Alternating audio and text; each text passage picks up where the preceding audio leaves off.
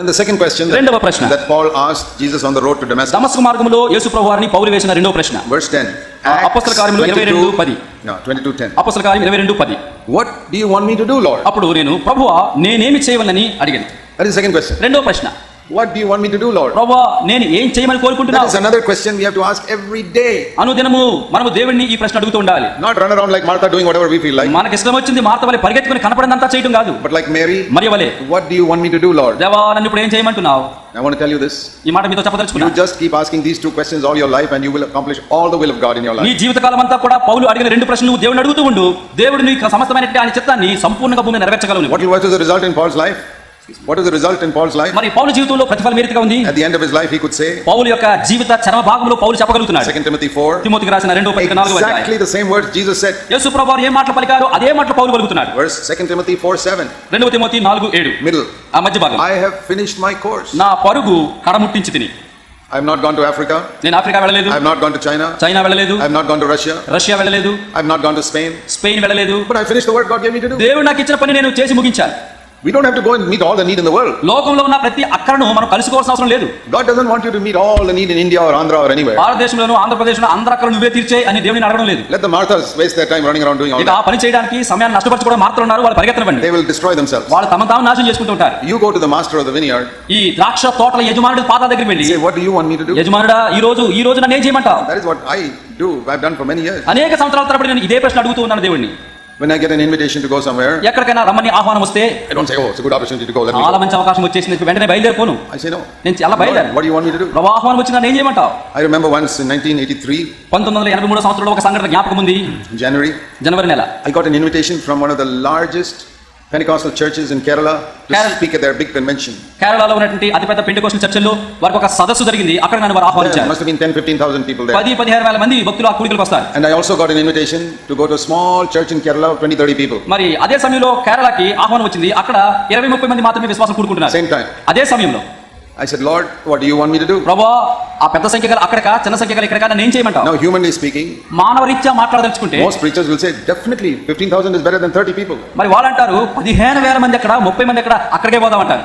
And if you're a money loving preacher, definitely 15,000 people will give you more money than the 30 people. డబ్బు వెనక పరిగెత్తే బోధకుడు అయితే 15,000 మంది ఎక్కువ దొరుకుతుంది, 30,000 ఏం దొరుకుతుంది అక్కడికే పోతావు. But the Lord said, go to those 20-30 people. నేను అడిగినప్పుడు ప్రభు చెప్పాడు అక్కడ కాదు 30 మంది ఎక్కడికి పో అని. Is it okay? నేను వెళ్ళాను. So I told that big convention, I'm sorry, I can't come. ఆ పెద్ద సంఖ్యలో ఉన్నటువంటి వారికి చెప్పాను, అయ్యా నేను రాలేను, క్షమించండి. God's ways are not man's ways. నరుడి వంటి మార్గాలు కాదు ఈ దేవుని మార్గాలు. So I went to that small church. ఆ చిన్న సంఘానికి వెళ్ళాను. I was there for a few days. కొన్ని రోజులు ఉన్నాను. And we had some wonderful meetings. అద్భుతమైన కూడికలు కలిగి ఉన్నాం. And like that a new work started in Kerala. కేరళలో ఒక కొత్త పని ఆరంభించబడింది. Which spread from there to so many places. ఆ ప్రాంతం నుంచి ఆత్మీయ పని అనేక ప్రాంతాలకు విస్తరించింది. So many new churches were planted. కొత్త సంఘాలు నెలకొల్పబడ్డాయి. And now we have a conference there regularly for many years. అనేక సంవత్సరాల తరబడి క్రమం తప్పకుండా అక్కడ సదస్సులు ఆత్మీయ సదస్సులు జరుగుతూ ఉన్నాయి. That would not have happened if like Martha I had gone to the 15,000 people meeting. Martha వలె 15,000 మంది దగ్గర పరిగెత్తుకుపోయి ఉంటే ఇంత గొప్ప ఉద్యమం ఇంత గొప్ప కార్యం జరిగి ఉండేది. I can tell you many stories like that. ఈ రీతిగా అనేకమైనటువంటి సంగతులు చెప్పగలను. Tamil Nadu and Australia and all over. తమిళనాడులోను ఆస్ట్రేలియాలోను ఈ రీతిగా పలు చోట్ల I may get 100 invitations, I may go to one place. మరి 100 ఆహ్వానాలు రావచ్చు కానీ ఒక స్థలానికి నేను పోతున్నాను. I know some people keep on asking me. కొంతమంది నన్ను please come here, we want you to be like an apostle over our church. అయ్యా ఇక్కడికి రండి మా సంఘానికి వచ్చి ఒక అపోస్తలుడుగా ఉండండి అని అనేక మంది పలు సార్లు పిలుస్తుంటారు. I say no. నేను కాదు అని చెప్తున్నాను. I said God has drawn a circle around my life and ministry. నా జీవితానికి పరిచర్యకు ఒక పరిధిని దేవుడు ఇచ్చాడు. I will not go outside that circle. ఈ పరిధిని మించి నేను బయటికి దాటి వెళ్ళను. When I get an invitation I want to know if God is that in my circle or not. కనుక వారు ఏమైనా ఆహ్వానం పంపించినప్పుడు ప్రభువు అడుగుతారు ప్రభువా ఈ పని నా పరిధిలోనే ఉంచావా లేదా? That is why I don't go to many places where I'm invited. అనేక మంది పలు ప్రాంతాల నుంచి ఆహ్వానించరా అన్ని చోట్ల నేను పోను. Because most people don't know God's ways. ఎందుకంటే అనేకులకు ప్రభు మార్గాలు ఎరిగిన వారుగా ఉన్నారు. One of the great things about this great salvation ఈ గొప్ప రక్షణ గురించిన ఒక గొప్ప సంగతి ఏమిటంటే we can know the ways of God. దేవుని మార్గమును మనం ఎరుగగలుగుతాము. Not just see the external actions and miracles of God. ఏదో దేవుడు బయటికి కనిపించే అద్భుత కార్యాలు మహత్కార్యాలు కాదు. Get into God's mind and know his thoughts and plans. దేవుని యొక్క హృదయంలోనికి ప్రవేశించి ఆయన తలంపులు ఉద్దేశాలు మనస్సులు మనం గ్రహించగలుగుతాం. Some people who don't know God, దేవుని ఎరగని మరికొంతమంది believers, విశ్వాసులు అయ్యుండి they say, oh brother Zach, he'll be a blessing wherever he goes. వాళ్ళు అంటూ ఉంటారు సోదరు జాక ఆయన ఎక్కడ వెళ్తే అక్కడ ఆశీర్వాదకరంగా wherever he goes and preaches God will bless. ఆయన ఎక్కడికి వెళ్ళి బోధించినా దేవుడు దీవిస్తాడు అంటారు. I say you may believe that, I don't believe it. మీరు నమ్మొచ్చేమో కానీ నేను నమ్మను. I can be a blessing only where God sends me. దేవుడు నన్ను పిలిచి ఎక్కడికి పంపుతాడో అక్కడ మాత్రమే నేను దీవెనకరంగా ఉండగలను. You may not know it, I know it. మీకు తెలవకపోవచ్చు నాకు తెలుసు అది. If I go where God has not sent me, దేవుడు నన్ను పంపని చోటికి నేను సొంతంగా పోతే it may look like good meetings, అది చక్కని మీటింగ్ గా కనపడొచ్చు, but it will bring confusion to God's work. దేవుని పనికి ఆటంకం కలిగిస్తుంది. It will hinder God's work. That will be seen later on. ఆ పనికి ఆటంకం కలుగుతుంది, అప్పుడు కనపడదు, తర్వాత కనపడుతుంది. Let me give you an example. ఉదాహరణ చెప్తాను, వినండి. In Acts of the Apostles, in chapter 3, అపొస్తలుల కార్యం 3వ అధ్యాయంలో I'm చూస్తే trying to show you how important it is to know God's way. దేవుని యొక్క మార్గాలు గ్రహించుట ఎంత ప్రాముఖ్యమో అది మీకు చెబుతున్నాను. Acts 3. అపొస్తలుల కార్యం 3వ అధ్యాయం. There was Peter and John going to the temple in the hour of prayer. పేతురు యోహానులు మరి ప్రార్థన గడియ వచ్చినప్పుడు వారు దేవాలయంలోకి వెళ్తున్నారు. And there was a man who had been lame from his mother's womb, who was always carried every day and put at the temple beautiful to beg alms. పుట్టినది మొదలుకొని కుంటివాడైన ఒక మనుషుడు మోసుకొని పోబడుచుండెను. వాడు దేవాలయానికి వెళ్ళి వారందరికీ కూడా భిక్షం అడుగుతూ ఉండేవాడు. And in the next chapter it says the man was more than 40 years old. ఆ తర్వాత అధ్యాయంలో చెప్పబడింది అతనికి 40 సంవత్సరాల కంటే ఎక్కువ వయసు ఉంది. From birth he was lame. అతను పుట్టిన దగ్గర నుంచి కుంటివాడు. So for so many years they used to put him near the gate of the temple. అనేకమైన సంవత్సరాలు ఆ శృంగారమైన దేవాలయం బయట అడుక్కోవడం ఉంచుకునేవారు. You know, like the poor people stand outside church buildings where they know that is the best place to collect money. ఇప్పుడు చూడండి, churches బయట పేదవాళ్ళు వచ్చి అడుక్కుంటూ ఉంటారు. మరి డబ్బు అడుక్కోవడానికి ఒక శ్రేష్టమైన స్థలం అది బయట. His relatives thought this is the best place to get money, so put him at the gate of the ఆ temple. కుంటివాడికి బంధువులు అనుకున్నారు, డబ్బు అడుక్కోవడం మంచి స్థలం అంటే దేవాలయం బయట అనుకున్నారు. I think he must have collected a lot of money like ఆ that. వచ్చిన వారందరూ కూడా డబ్బులు వేసి ఉంటారు, ఎక్కువ డబ్బు వచ్చి ఉంటారు. But Peter and John came there. పేతురు యోహానులు అక్కడ దేవాలయంకి He వచ్చారు. said, please give me some money. అలవాటు ప్రకారంగా చేయి చాపి డబ్బు అడుక్కున్నాడు. Verse 3. అపొస్తలుల కార్యం But then 3:3. Peter and John looked at them పేతురు యోహానులు అతను చూచి and said, look at us. మా తట్టు చూడమన్నారు. And he thought he's going to give some money. మా తట్టు చూడండి ఇతను అనుకున్నాడు, డబ్బేస్తారేమో He అనుకున్నాడు. said, I don't have silver and gold, వెండి బంగారు మా యొద్ద లేదు, but what I have I give you. అయితే నాకు కలిగితే నీకు ఇచ్చునా. In the name of Jesus, rise up and walk. నజరేయుడైన యేసుక్రీస్తు నామమున లేచి నడుము. Now there are two things I want you to see there. ఇక్కడ రెండు సంగతులు మీరు చూడాలని కోరుచున్నాను. How is it that Peter and John, how Peter said, I don't have any money? పేతురు నా దగ్గర వెండి బంగారం లేదు అని ఎలా చెప్పగలిగాడు?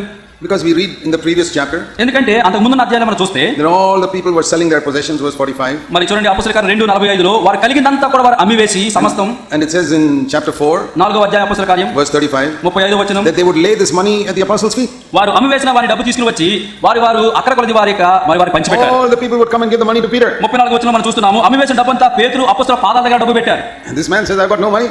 ప్రజలందరూ పట్టుకొచ్చి పేతురు పాదాల దగ్గర బంగారం వెండి పెడితే ఇప్పుడు పేతురు అంటాడు 3వ అధ్యాయంలో నాకు వెండి లేదు బంగారం లేదు అంటున్నాడు.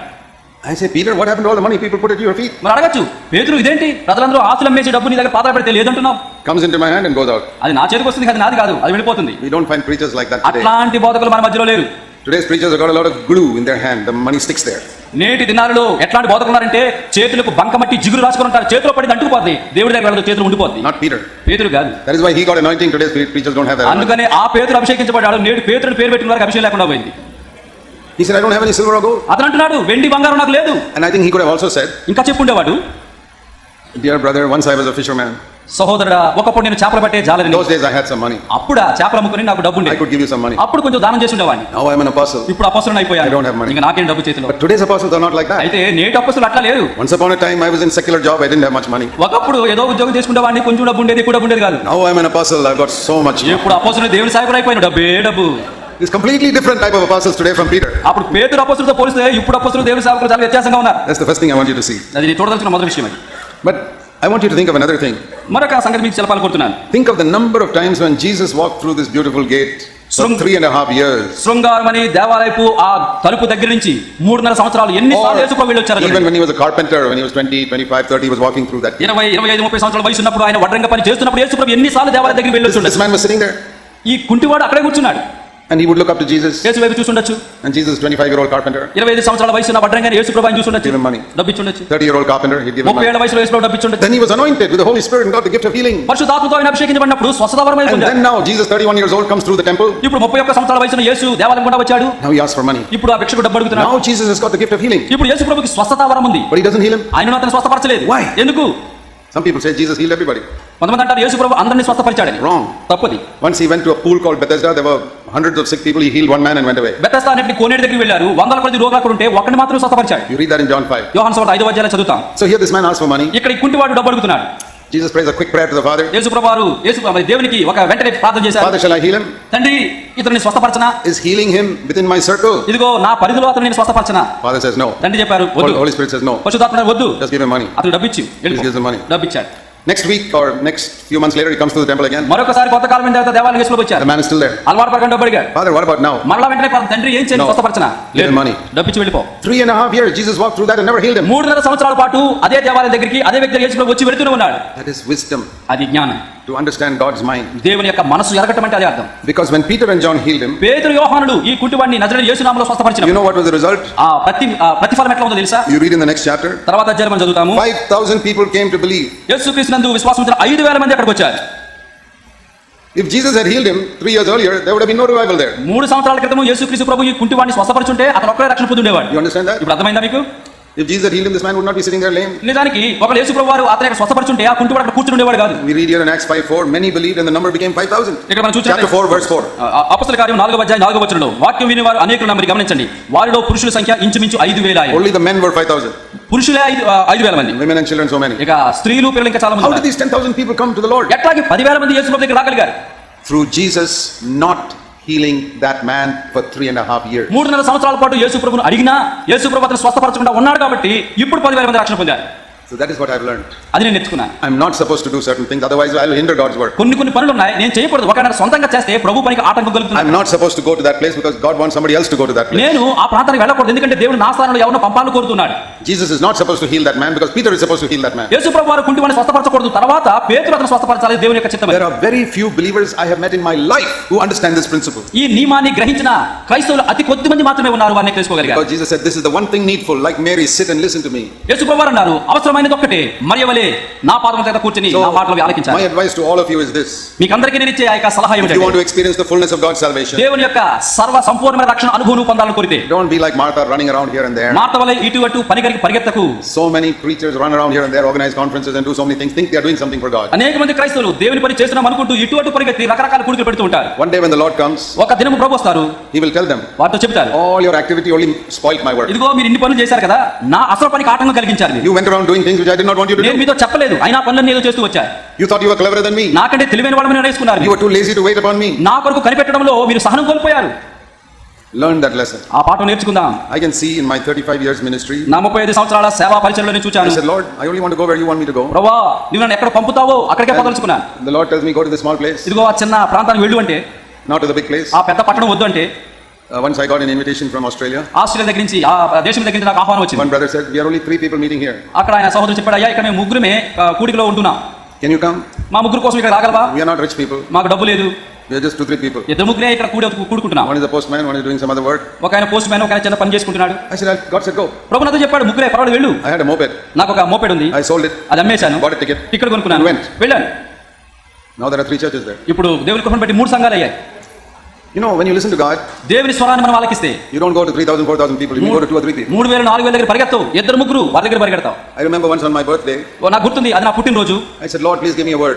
ప్రభు నీ వాక్యాన్ని నాకు అందించు అని Only చెప్పాను. 10, 12 years ago. అది 12 సంవత్సరాల క్రితం. The Lord said, one thing is needful. ప్రభు నాతో ఒకటే మాట చెప్పాడు, అవసరమైనది ఒక్కటే.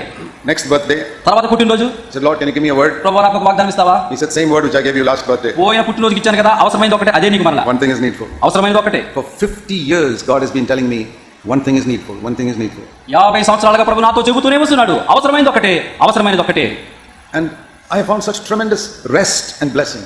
ఆశ్చర్యకరమైనటువంటి దీవెన, ఆశ్చర్యకరమైనటువంటి నెమ్మది నా జీవితంలో I am లభిస్తుంది. not in competition with anybody. ఎవరితో నేను పోటీకి లేను. Jesus was not in competition with Peter. యేసు ప్రభు వారు పేతురుకి పోటీ పడలేదు. Let Peter get the honor of healing him. I don't want that honor. ఆ కుంటివాణ్ణి స్వస్థపరచడానికి ఘనత పేతురుకు రానివ్వండి, నాకు పోయినా పర్వాలేదు అన్న యేసు You Prabhu. have to be like that. అట్లాంటి మనసు నీవు Lord, కలిగాలి. I don't want the honor to go and speak in that big conference. ప్రభువా, ఆ గొప్ప కాన్ఫరెన్స్ లో పోయే ఆ యొక్క ఘనత నేను కోరుకోవడం లేదు. Let somebody else get ఆ that honor. ధన్యత వేరే వాళ్ళకి ఇస్తే మంచిది You ప్రభువా. tell me where you want me to go. నీవు నన్ను ఎక్కడ పంపుతావో చెప్పు, You అక్కడికి send me to పోతాను. 2, 3 people, I'll go there. ఇద్దరు ముగ్గురు ఉన్నారా, నువ్వు పంపుతావా, నీకు ఇష్టమా, నేను వెళ్తాను. That is how God has led me through so many places. అనేకమైన ప్రాంతాలకు ప్రభు నన్ను పంపుతూ వచ్చారు. 2 or 3 people here, 2 or 3 people there. ఇద్దరు ముగ్గురు కూడుకునేవారు, ఇద్దరు ముగ్గురు అక్కడ కూడుకునేవారు, ప్రభు And then that పంపుతూ becomes a church. ఆ తర్వాత అది సంఘముగా And from వర్ధిల్లింది. there it becomes many other ఆ churches. తర్వాత దేవుని పని మిగిలిన ప్రాంతాలకు వ్యాపించింది. Do you want to do a useful work for God on this earth? ఈ భూమి మీద ఉంటుండగా దేవునికి ఉపయోగకరమైన పాత్రగా ఉపయోగకరమైన పని చేయడానికి ఇష్టముందా? Sit at Jesus' feet like Mary. చేయాల్సిన పని ఒకటి, యేసు పాదముల చేత కూర్చో అనే మాటల కోసం And say, కనిపెట్టు. Lord, I don't want to do my will. ప్రభువా, నా ఇష్టం నా చిత్తం చేయడం నాకు ఇష్టం లేదని చెప్పు.